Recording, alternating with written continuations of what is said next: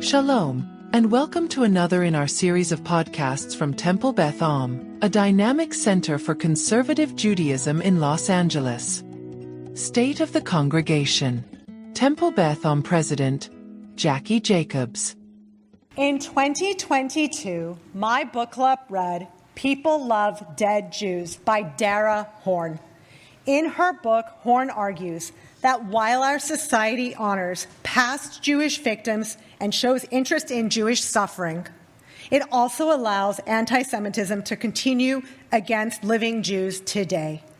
In the ensuing discussion, it became abundantly clear that I was in the extreme minority, having never directly experienced anti-Semitism. Nobody could believe it, and I found myself defending the fact that I had grown up in LA and was lucky to have escaped what seemed to be a very normal occurrence for my friends, many of whom are in this room tonight. This experience left me flustered, and I thought about it for months. I was so rattled by it that I asked Rabbi Kligfeld. I felt much better to hear that he, too, had never directly experienced anti-Semitism. And so I concluded that in Woodbridge, Connecticut, and Agora Hills, California, in these two places, most people actually did love alive Jews. Then October 7th happened, and I was shocked to my core, and have been so ever since. I could go on and on about how much the blinders have been lifted off mine eyes, but I am not a professional darshanit, and I will leave that to the big guns. I also recently read Sarah Hurwitz's fantastic book, Here All Along, Finding Meaning, Spirituality, and a Deeper Connection to Life in Judaism. Now, before you get any big ideas, let me tell you, I am not normally a reader of books about Jews. My Kindle seems shocked by this turn of events and keeps suggesting we go back to cozy mysteries. She knows I like to read about a small town's postmistress solving murders, and she's confused by my reading choices. Whew, that did not land at Library Minion, let me tell you. The basic premise of Hurwitz's book is this. She grew up in a culturally Jewish home, Hebrew school, bat mitzvah, and high holiday services, but without finding personal meaning in them. As an adult, she finds herself yearning for something deeper and thus begins her search. Hurwitz highlights the importance of Jewish community as a place for learning, for ritual, and where Jewish identity, spirituality can be explored and reclaimed. This sounded very familiar to me. It sounded a lot like our synagogue, our community, our kahila, our wonderful Temple Beth Am. Now let me be clear. Do not assume that Temple Beth Am is only bustling because of what happened on October 7th, for the truth is far more exciting. Our community was already flourishing long before then, and the evidence is all around us. Let me take you through some highlights. I will start with Pressman Academy, led by the wonderful Dr. Erica Rothblum. Pressman continues to be a nationally recognized, top-ranked day school.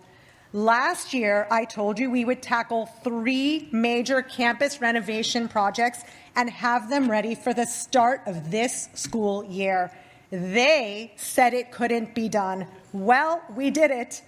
Our new spaces, the Liner Middle School Merkaz, the renovated Gansberg Elementary classrooms, the STEAM Lab, and the Art Studio on Pilch Rooftop are so much more than fresh paint and pretty classrooms. They allow us to have full grades in kindergarten through 5th and to not turn away Jewish children because of space constraints. They are also places where our children are growing into educated, resilient, proud Jews ready to show up in the world with confidence. Now let me pivot to Rabbi Shapiro and our Youth Learning and Engagement Department, appropriately called YLE because you'll love everything. Just a few weeks ago, our Jewish learning community, Kabbalat Shabbat, welcomed 150 people. Such a joyful way to kick off the school year. Saturday morning Tat Shabbat has been such a hit that we've had to expand it by popular demand. And we're not stopping there. Cantor Chorney is working on new experiences just for our 4th through 6th graders so that they can find their own place on Shabbat mornings. And of course, Camp Keshet had another amazing summer. Our YLE team was so creative and flexible with space, even in the middle of construction, that parents actually canceled weeks at other camps so that their kids could spend more time at Keshet. This says it all. Our kids want to be here, and families feel the love and energy of this community. I'd now like to share a bit about Daily Minyan. I was always apprehensive about attending Daily Minyan because I had always associated it with being a mourner and saying Kaddish. And for me, attending would have meant I had lost somebody close, and that thought alone had kept me away. To be honest, I was also a little intimidated. The regulars seemed so knowledgeable, and I was worried I wouldn't fit in. But as president, I began going, not for myself, but to support others and to help make a minyan. What I discovered was a warm, welcoming community that immediately put me at ease. Led with such care by the incomparable Michael Harris, the group embraces everyone, no matter your background or experience. I've come to appreciate the rhythm of davening together and the quiet joy of doing a mitzvah for somebody who needs it. We often need help to make a minyan. Please attend a few times a month. Even if you are not saying Kaddish, you will be welcomed. Thanks to the hard work and vision of Cantor Chorney, our B'nai Mitzvah calendar is full almost every weekend. Cantor Chorney brings collaborative energy and creativity to the tefillot programs of both Pressman Academy and the JLC. By showing our kids early on how joyful and meaningful prayer can be, she has planted the seeds of connection that now blossom on our bima, and the results are remarkable. In 2014, when she arrived, just 50% of our family celebrated their B'nai Mitzvah at Temple Beth Am. Now that number is at 82%. But what truly sets Temple Beth Am apart is that B'nai Mitzvah here are not the finish line. They are the starting point. Instead of ending their Jewish journey, our students are encouraged to continue growing, learning, and leading. 13 years ago, Nina Golden noticed that many of our youth drifted away from Torah reading after their B'nai Mitzvah. So she did something about it. She founded the Torah Club within the Library Minyan. Several times a year, she gathers a remarkable group of alumni, some fresh off of their milestones, others years past, and together they read Torah and lead the entire Torah service. Watching them take ownership of ritual with such joy and confidence is an absolute delight to watch. I'm trying not to nag my own children, but Jewish moms are gonna mom. With Rabbi Schatz at the helm, bringing her signature creativity, Temple Beth Am's programming continues to thrive. Through our Rembam Institute, there's something for everyone: adult learning, scholar-in-residence weekends, meditation, women's midrashah, and more. On any given week, at least 5 different learning experiences are happening right here in this building.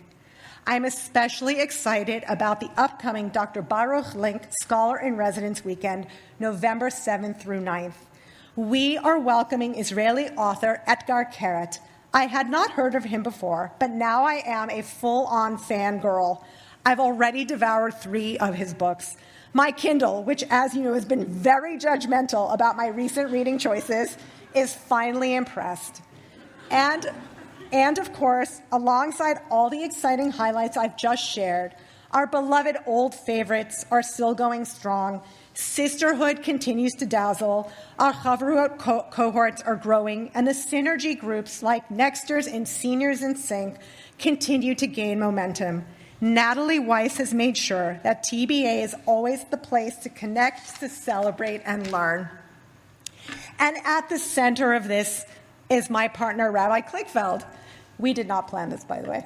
He is the steady conductor of this busy, beautiful orchestra we call Temple Beth Am. Starting in February, he will take a well-deserved sabbatical, and while I am very thrilled for him, I will miss him dearly in these final months of my presidency. The partnership of Rack and Jack has been magical, fruitful, and far too short. I don't do this job alone. I'm lucky to have a dedicated board of trustees helping guide decisions, and I work closely with my dear friend and counterpart, Shani Fisher, on the Pressman board. And as for Cheryl Goldman, our executive director, we talk daily, probably more than most married couples. The only difference is she actually listens to me. As for me, this is my swan song. Last year on this very night, I told you that I was born for this job, and it's true. I will be sad to leave it in June. All good things must come to an end, and I hear that the next role, that of immediate past president, is the second best job out there. I will end with this. Don't let fear overtake you. We Jews have survived much worse, and we will continue to blossom. A rich, vibrant, and active Jewish community is the antidote to anti-Semitism, and Temple Beth Am is the best of them out there. Gamar Tov, and thank you for trusting me to be your president. Shana Tova. You've been listening to another in our series of podcasts from Temple Beth Am, a dynamic center for conservative Judaism in Los Angeles. If you enjoy these podcasts, we invite you to write a review on the Apple Podcast website or wherever you get your podcasts. For more information on Temple Beth Am, Los Angeles, please visit www.tbala.org.